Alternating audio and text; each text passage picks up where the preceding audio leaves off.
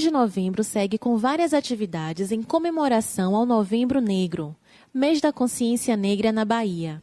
E a TV Sindicefaz entrevistou a secretária nacional de combate ao racismo do PCdoB, Olívia Santana. Olívia é militante dos movimentos negros, das mulheres e dos direitos humanos, defensora da educação gratuita e de qualidade em todas as esferas, e uma referência no Estado por lutar em defesa da igualdade racial e contra o racismo. Oficialmente, o Brasil passou a comemorar o Dia Nacional do Zumbi e da Consciência Negra no dia 20 de novembro, depois da sanção da presidente Dilma Rousseff em 2011, apesar da gente já comemorar essa data há muito tempo. Qual foi o maior ganho para a sociedade, especialmente para os negros, com a oficialização dessa data?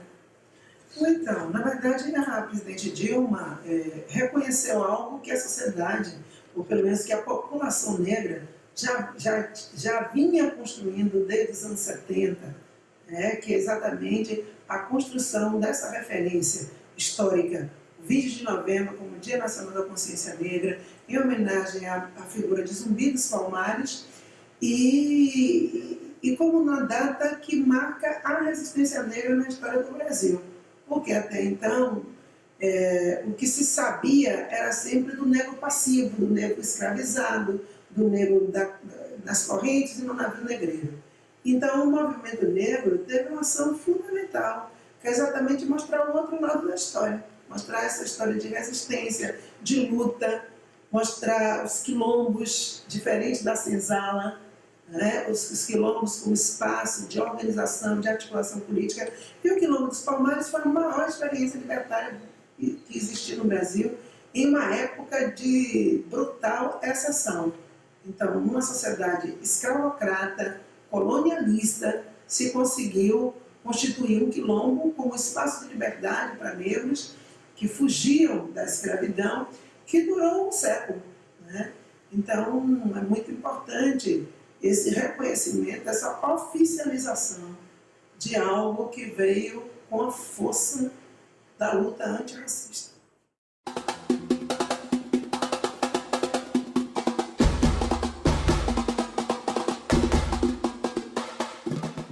O Estatuto da Igualdade Racial e de Combate à Intolerância Religiosa do Estado foi sancionada pelo governador Jacques Wagner no dia 6 de junho. Qual a importância desse estatuto na promoção da igualdade racial? Então, o Estatuto é importante porque é mais um marco legal. É importante termos leis. O Brasil tem legislações avançadas. O problema é como cumpri-las. Esse é o problema, Como é que isso ganha vida real. Mas nós temos que afirmar essa conquista, mais uma conquista, que vai balizar políticas públicas de enfrentamento à discriminação racial e à intolerância religiosa. Nós precisamos viver num estado em que todas as religiões sejam reconhecidas e respeitadas. É aí que a gente vai ter um estado de boa convivência, um estado de paz. A gente não pode artificializar o conceito de paz.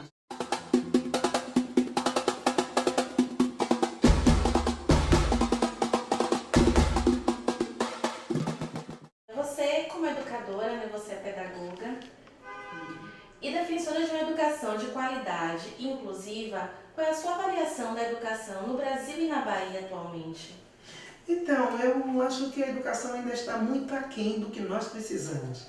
Tanto no que diz respeito à qualidade da educação, especialmente a educação pública, e eu tenho muita expectativa com a implementação do Plano Nacional de Educação, que é essa lei que foi tão defendida, que é fruto de uma luta dos educadores, dos movimentos sociais e que foi sancionada pela presidente Dilma, que ela de fato possa alterar a qualidade da educação pública para garantir a grande maioria dos filhos dos trabalhadores, dos negros, dos despossuídos, uma educação digna, de qualidade, decente. Por outro lado, tem uma outra dimensão que é importante levarmos em conta, que é exatamente que educação está sendo oferecida no que diz respeito à diversidade. Então, nós temos uma lei, a Lei 10.639, que instituiu a obrigatoriedade do ensino da cultura africana e afro-brasileira nas escolas. e em seguida a Lei 11.645, que estabelece a necessidade da incorporação da educação dos conhecimentos sobre o legado indígena. Portanto, é preciso que índios e negros tenham suas histórias contadas direito na escola. Não é possível continuar com esse estado de negação desses atores e atrizes históricos que construíram, eles são base da formação da sociedade brasileira. Nós estamos aqui diante de um problema civilizatório. Como o Brasil, como a escola brasileira trata a sua diversidade. Então esse é um problema para a rede pública, para a rede privada, que precisa se preparar melhor, precisa ter material didático, precisa ter professor qualificado para ensinar uma nova, fazer uma nova abordagem da história. Então há sempre uma simplificação, até uma imbecilização, desculpe o termo forte, né? A maneira como se aborda a questão da contribuição indígena, da contribuição negra e, portanto, para a construção desse país que precisa ser superada.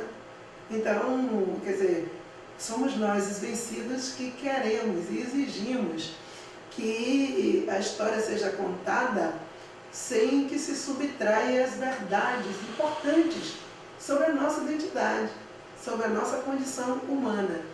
Então, eu considero que esse é um gargalo, nós temos que superar isso. É preciso que as escolas se preparem melhor. Penso que esse é o grande desafio do século XXI. A gente não vai parar de ver manifestações racistas nos campos de futebol ou nas telas da TV se a gente não reeducar as pessoas. Então esse é o problema civilizatório. E essa legislação não pode impactar apenas a educação básica.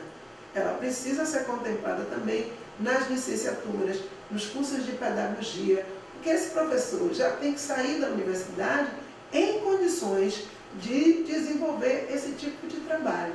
Então é uma longa estrada ainda que a gente tem de luta, mas eu acredito, como diz Marighella, nosso verbo é lutar.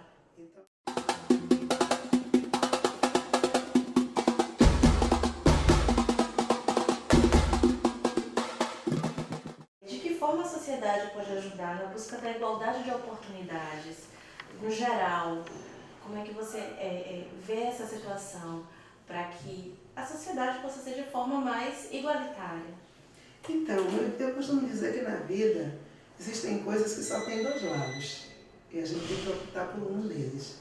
Eu acho que a sociedade pode contribuir assumindo um protagonismo maior, que as pessoas assumam um protagonismo maior na defesa da igualdade de oportunidades. Nós não somos iguais, nós somos diversos. E a diversidade é uma riqueza da humanidade. Negros, brancos, indígenas, os asiáticos, né, com suas características próprias. Quer dizer, a raça humana tem uma riqueza de diversidade que é extraordinária. Então nós não podemos pegar esse patrimônio e transformar em desigualdade, em diferenciação negativa. Então é preciso ter atitude política diante desse fato. Então a sociedade pode contribuir não discriminando, denunciando o racismo, a discriminação, propondo contribuições, né, que possam alterar esse estado de coisas, se engajando, as pessoas se engajando nos movimentos sociais e buscando organizar coletivos para ficar mais forte a luta pela transformação. Então tem 1000 formas de colaborar. O que nós não podemos é lavar as mãos. Quem assume uma atitude de neutralidade, quem assume a atitude de lavar as mãos diante do racismo, da discriminação, da intolerância, acaba avalizando exatamente aquilo que a gente não precisa, aquilo que a gente não quer, que é a violência de todas as formas. Existe a violência física, mas existe a violência simbólica, a violência psicológica. Tem uma série de possibilidades de se violar os direitos humanos de alguém. Então, nós precisamos entender de que lado nós estamos. É esse o convite que o 20 de novembro faz. O novembro negro é o mês da consciência negra. É a partir da consciência que a gente ativa uma ação, né? A gente passa a ser proativo. É tendo consciência do problema que a gente vai enfrentá-lo no sentido de superá-lo. Então eu, como militante da luta antirracista, acredito que a gente pode fazer mais e que a gente precisa ampliar o nosso exército para que um dia a gente viva num Brasil e numa Bahia absolutamente livres do racismo. É isso.